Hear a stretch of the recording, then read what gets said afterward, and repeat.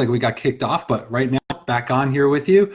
So the central role of the nervous system is to, again, to coordinate the function of every cell, tissue, and organ of the body. Your experience in life, we all experience our lives through the function of the nervous system. So it is very, very vital that this nervous system is functioning optimally, not only feeling well, but literally functioning optimally and functioning well. Now you may be surprised, only about 15% of the nervous system is what we feel, that sensory component of it. The other 85% actually control our function. And so the major role of this specifically is the nervous system is a large perception sensory organ. It is there to perceive the environment externally and internally, to allow the brain to know what's going on so that it can take that information, that data, and help coordinate and organize it and then respond to it with the behaviors.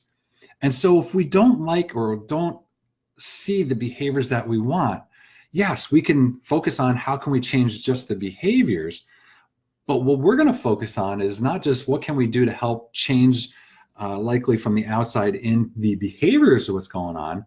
I'd like to look at, and I've always been a why asker, is because, well, why is this behavior happening in the first place? Let's get to the cause of it. Let's look at what if the nervous system is not perceiving the environment properly? What if it's perceiving it in a state of stress where it shouldn't be? Because what the nervous system also does, it's very intelligent, it learns. You've probably heard of muscle memory, but we learn. We learn throughout the course of our lives, especially as an infant, all the way up until, our brains are fully developed by the age of 25 to 27, in that range right there. And it's always inevitably continue to learn. And so, but the majority of that is really planted and seeded in really early and through there. So learning is so important. And that's why even stress in utero, if mom's stressed, baby can experience stress. The baby's body is so intelligent that is preparing for when it comes out into this outside world. And if there's constant stress occurring in mom's life and the environment outside, the baby's body is going to experience that and prep its nervous system, the tone of the nervous system, to wire to be prepared for this stressful environment, because it wants to be ready to fight and run and do the things and adapt and live and survive. And so it's going to be primed for that. So that's how even in utero, in pregnancy, plays an important role in the development of this nervous system, because the foundation of our nervous system is quite simply developed between the ages of 5 and 8 years old. So the foundation, the really hardcore wiring is so preset in through there. So if we have a ton of stressors, which we'll get into the specifics to pay attention to, that impact and influence the development and wiring of the nervous system, especially early on, we can see expressions of this throughout any aspect and stage of that early on, but even affecting our life down in the road and into the future, into adulthood as well. It just may not show up, or if it does show up, it may not be seen as a problem early, though if you have a different filter, you can see things happening early. And that's what we see, particularly when we go through a consultation, is asking specific questions and diving in deeper to see when a lot of this can have been expressed and seen, where it may not have been seen or diagnosed or even labeled at a certain point, to where we could see this could have been occurring way earlier from there. So the nervous system is there to perceive, to coordinate, and then respond with its behaviors, and it can learn. And that's why being in a state of more calm is so important. So the nervous system learns to be there. If there's more stress occurring more often, it can learn to be in that state of stuck on. Now, what contributes, when we talk about this stress, what contributes to a nervous system that can lead it to be learned to be stuck on in more of a fight, flight, survival mode, is what we like to term here in the office is the 3 T's. There's traumas, there's toxins, and there's thoughts. Quite simply, you can kind of translate that into traumas are physical stress and demand on the body. Second, toxins, chemical stress placed on the body and in the body. And thirdly, when you say stress, most people think about is the third T, which is thoughts. Our mind, our what we think about are these roles. Now, quite simply, what stressors can a kiddo be in? And specifically in each of these, the physical stressors and demands on a little kiddo. Let's go back. In utero, some of the common ones in utero can be their positioning, the cord around the neck, if they're stuck in an awkward position, even being breech. The one major factor that places on every single one of us, again, is that labor delivery process. Now, we know just from research, and we've got the research articles here as well, and if you're interested, please reach out to me. Write in comments too. If you have any questions throughout this, write a comment here. We'll definitely get out and be answering some of those questions as well. But we know just from the research, there's one here back in 1987, Dr. Gutman studied infants shortly after birth, found 80% of infants had stress and strain in the upper neck area that affected the immune function and the role of the nervous system overall. More of the latest ones that we have here is back in 2015, which is about 4 years ago, out of the American Journal of the Osteopathic Association. It showed here that actually 91% of infants that were born, healthy infants as well, we're talking about here, not ones that showed problems. They were just assessing the effects of stress from labor delivery process. 91% had stress and strain in through this upper neck area. Now, you're going to see why this upper neck is such a player in this, but also 99% of kids had some sort of misalignment and strain in the body from the birth process. It's just traumatic. It's stressful. That's just what it is. But think about if there's interventions. Now, that just kicks it up even more. You talk about forceps, which are metal clamps they place around a little infant's neck and pull them up and out. You talk about a vacuum. It's a little plunger, suction cup, put it on the top of the neck, pull them out. And even with C-sections as well, even a planned C-section, think about what's the most common way that little kiddos being pulled out, head and neck with twists and torsions. So these are all things that can create stress on a little infant's neck that we know about. Now, and we'll get into how this impacts the neurology and how it impacts ADHD and sensory challenges as well. But the other things and stressors, as little kiddos going through, adapting to gravity, learning to crawl, learning to walk, the falls. The average kid about the age of 5 falls about 2,000 times, with 10% of those being actually significant falls as well. So there's a lot of physical stress. We can get into even posture and texting and gaming and the backpacks as kids get older too. But then toxins.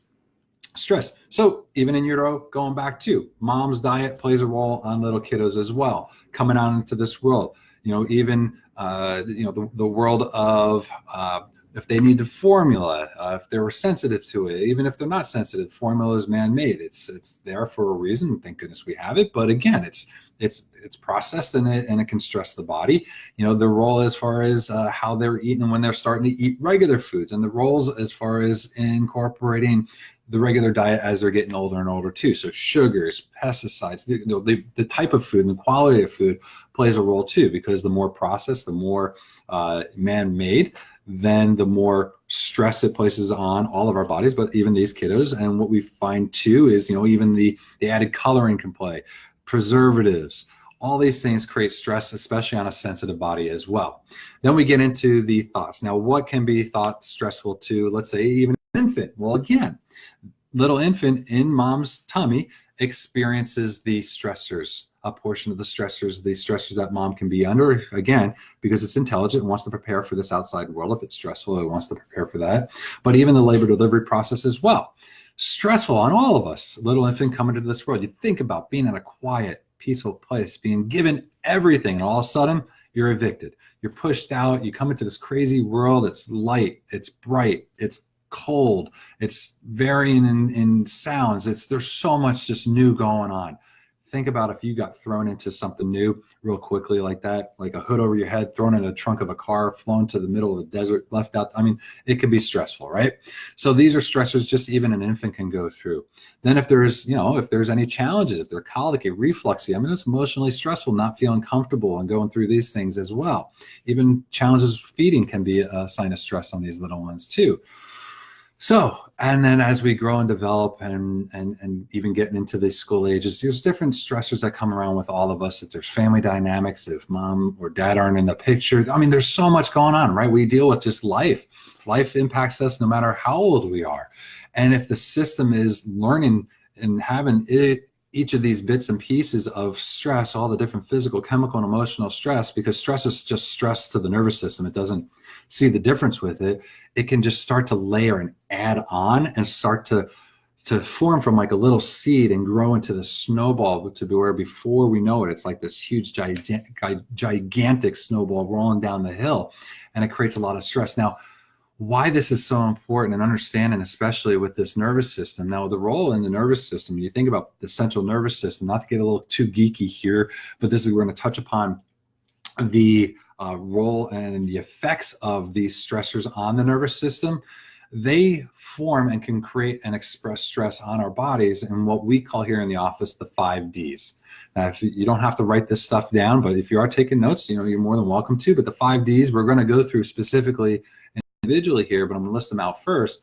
First one is dyskinesia. The second one is disafferentation. The third one is dysautonomia.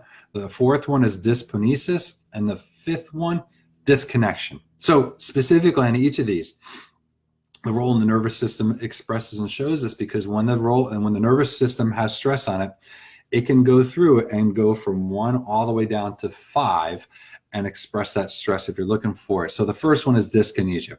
This is where most people, when they think about chiropractic, excuse me, is what's going on here is really that misalignment. But the misalignment is a portion of it, and it plays a role. But the biggest part that plays a role, and especially really highly impacts the nervous system, particularly this input going on, is actually the fixation of those segments within the spine. Because we've all probably heard about the role of the senses out there, right? Because what happens when there's this lack of motion? Now, it doesn't have to be locked in, not moving at all. Even a slight reduction in the overall movement and function of it plays a role here, because it affects and creates what's called that disafferentation, that second D here.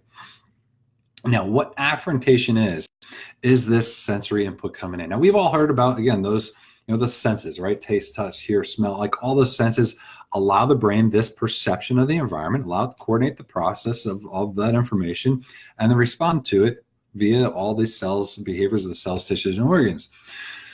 So it's important for this brain, this sensory organ, to have this information coming in properly.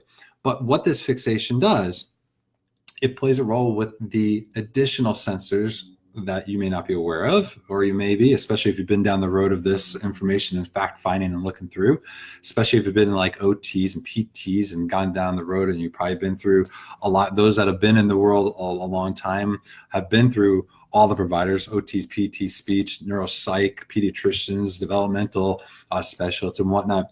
But the role that we're playing here, and that we're going to talk about, this disafferentation, is focusing on what's called, and you can write this one down, is proprioception. Proprioception is an extremely important role in sensory input. It's the role of movement sense. So here's an example. If you close your eyes right now, you raise your arm. How do you know your arm is raised? It's not that you look at it and see it, but it's your brain is talking to each of the joints, and it's sending in this information. Now, 90% of your brain's energy and focus is focusing on this one sense alone. Now, what's so important is movement. So movement sends in this good signal. It's actually, the brain is, because it's looking for it, it's actually calming to the nervous system. That's why you think about people that move a lot and exercise, they tend to be healthier. Well, if the brain is happy, we're happy and we're healthy, or as healthy as we possibly can be. But you think of the flip side. What if we're not moving? And even on a segmental level, like we talked about, that fixation, what happens there's competing signals that occur. And if we're moving and segments are moving well, then we're getting in that input, and we're getting that good proprioception in, and which is like good food, organic veggies for the brain. What the latter side of that, when we have this fixation, is what's called nociception. Now, you can think of nociception as like noise. It's like junk food for the brain.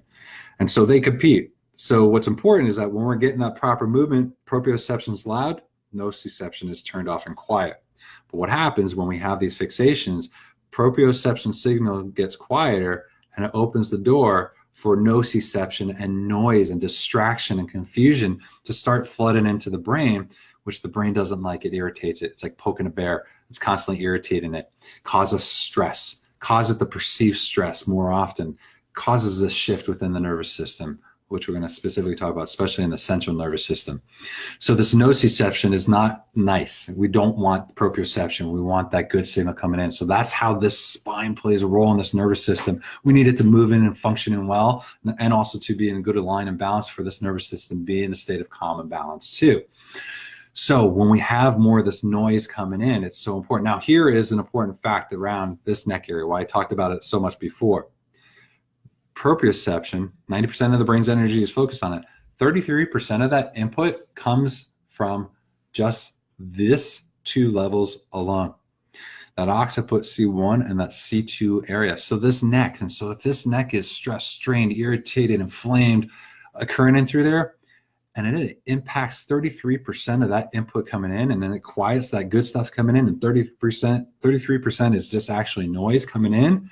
That's a lot of volume and a lot of ratio of that input coming in just from this level alone, and how that birth process and stress and strain and position of this upper neck is such a vital role playing in the role of nervous system.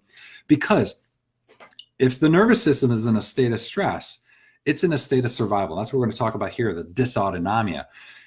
If you have stress on the nervous system, then your nervous system is going to be in two states. It's either going to be in what we want the majority of the time, which is health, growth, development, digestion, the good stuff, right? It's called parasympathetic. Don't have to remember it. Just remember it's good.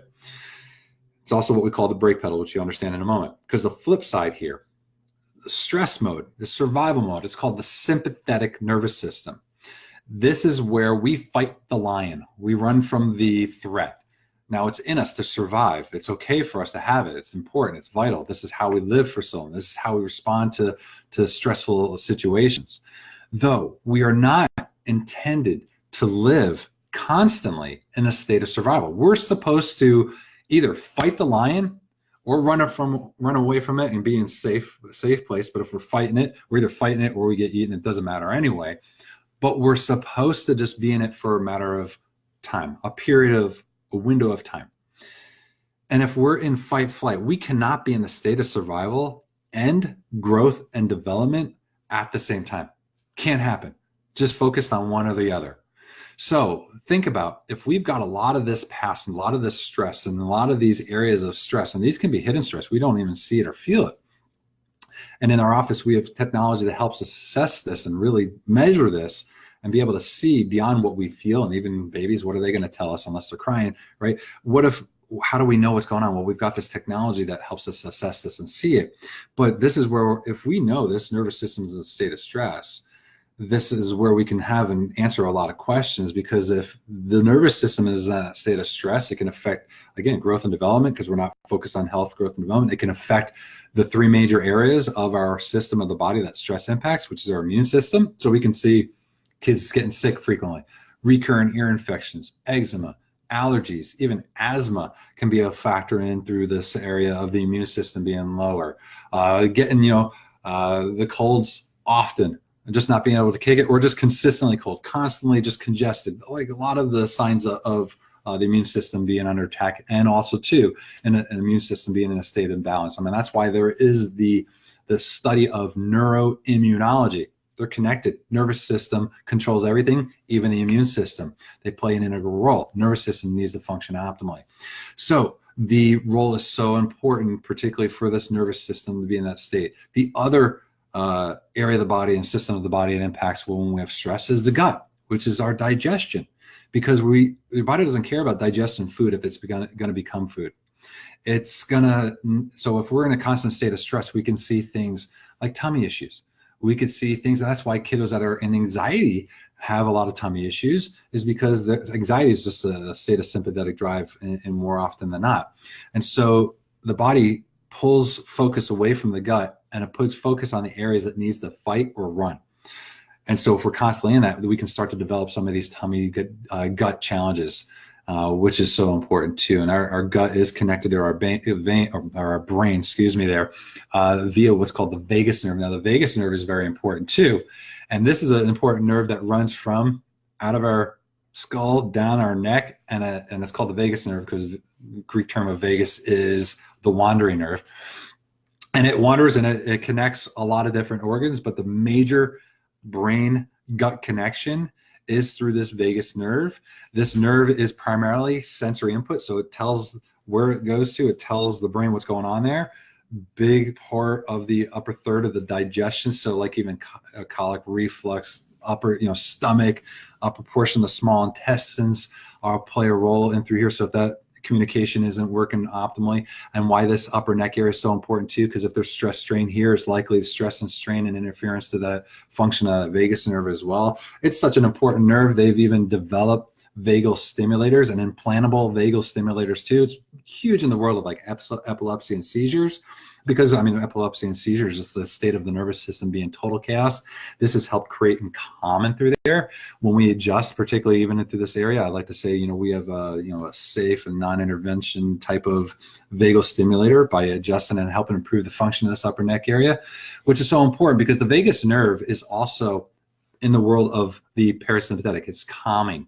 So if we think about survival mode being more stuck on, how we help slow the car down, that the gas pedal stuck on, is one, get off the gas, right? Help improve getting this input cleared up and create more calm signals coming in. That gets the foot off the gas, but then also hit the brakes. So helping the function of this nerve, this vagus nerve here, stimulating it in through there, helps pump the brakes. So you get off the gas and you pump the brakes to slow the car down. There's other areas within the nervous system too that help with this parasympathetic side as well, that play a huge role. But this upper neck is such a key and vital area and through here. So if you see, some of these organ gland systems playing a role, because the third part of the systems of the body that are integrated with stress on it is the endocrine system. So if we're constantly, which is hormones in the body. So if we're constantly focused on pumping out stress hormones, again, we're not, flip side, pumping out the healthy stuff. And it can, again, nervous system can learn. It can be learned to be more stuck on and pumping out more of these. And it can affect, all different aspects of, depression, anxiety, all things in and around stress, because the nervous system will wire to be more to survive in a world of stress. This is it. And then we can be shifted more sympathetic dominant, more stuck on that gas pedal. And with these kiddos, ADHD, gas pedal stuck on. Anxieties, gas pedal stuck on. Even the sensory, creating this input creates chaos and distraction in through the brain. And it's hard for them to process the world properly. And it could be too much input. It could be too low input, because there's kiddos that are sensory seeking and there's some that are sensory avoiding. Again, it's just not processing the sensory input. It's a sensory challenge going on, the perception challenge, and it's all through the nervous system. So if there's speed bumps, roadblocks, traffic jams, road closures on this communication highway, you can see how it can disrupt things. And when we work with, especially kids that are in the world of working with like OTs and PTs, they're working on those neurologic tracks. But if there's these obstructions, this is where when we can help clear those out, help this nervous system communicate better, it allows, when you do those other things, to just do better. It's just totally understandable to be able to help this communication clear that roadway up, that if you eat organic food, if you do these sensory building exercises and everything that's good, it just helps it just be better, because on top of a platform, a software that's working more efficiently, it just can work better. So we're going to transition now, the role of, obviously we talked about that vagus nerve and the importance of that, and now transition into that fourth D, which is what's called dysphonesis, a fancy term for just errors in energy output, how the brain outputs what it's perceiving in. And again, can be from disorganization, clumsiness, to how it communicates out to energy, as far as how things are not properly and efficiently distributed, the hyperactivity, whatever way of energy output, the expression, the output from the nervous system can just be in a state of stress. And it can express that in different ways. But this is a physiologic response of output, but it can be, obviously it can be changed. Now, the best way to change an output is to help make sure the input is proper, because when you have more of that calm input, you're going to have more of the calm output. And that's how, when we help the spine, help the nervous system, and create more calm and balance within the spine nervous system relationship and its input into the brain, it just allows more influence and more time of this good information to come in. So the brain has a chance to have more of this good information come in to do what it is built to do, which it's intelligent. Even when it's responding with stress, it's intelligent because it perceives stress, it's going to respond with stress. It's intelligent too that it can change as well. It's neuroplasticity, the ability of the brain and nervous system to change. So you just need to start feeding in more of this good input. And we've got to really clear out those road bumps and speed blocks and traffic jams to allow this amazing human body that formed from 2 cells into this amazing body that can self-heal, self-regulate. Just give it the chance and do this with that proper input so that then the proper output can be proper, because that last D is a disconnect. Because when there is static, when there is noise, when there's interference, when there is stress on the nervous system, that's all it is. It's disconnected from the reality of what's going on, because what it's perceiving is not the reality. It's just perceiving what has been trained and neurologically connected and wired to do, which is see things in a state of stress. And it doesn't take much. Once it's wired to be in stress, it doesn't take as much of a threshold to push it into that state of stress more. You might even see it too with kiddos, like we talked about earlier, this time of year with holidays and change and different things. Their threshold, their adaptability, their cup is full. And when you throw even a drop more water in there, it overflows. And that's where, behavioral, the impulse control, behavioral outputs, and all these, whether it be hitting and aggression and all these things that we don't want to see, these expressions of stress, these behaviors have tipping points that are very, very small, where there should be more room in the cup to fill before it overflows to adapt better. And that's what we look to do, is help reconnect the body and the nervous system to the environment, to help it perceive better through helping create more calm and more balance and more perception, making sure that input is coming in clearer so that it can coordinate clear, and so that the output can be clear. And that's where we see, when we see these inputs and these outputs coming in clear and them starting to function better, we're starting to get more high fives around the office. We're starting to see more smiles. There's some stories I could tell you. I can show you some videos too of some parents giving testimonials. One that stands out is his name was Zane. He came in and he was having